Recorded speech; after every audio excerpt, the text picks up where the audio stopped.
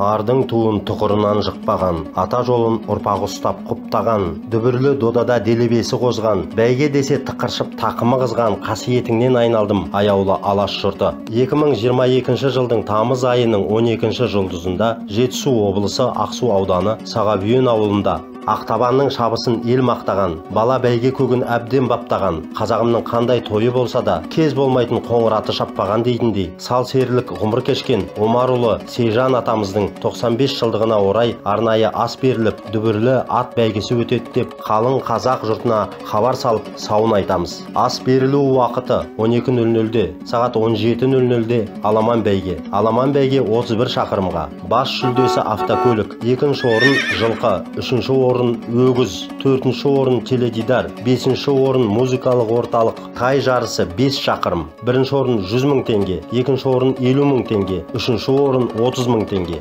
Ас берушілер Сейжан ата ұрпағы Тоғжановтар әулеті. Байланыс телефоны 8702 485 85 33. Әкімжан.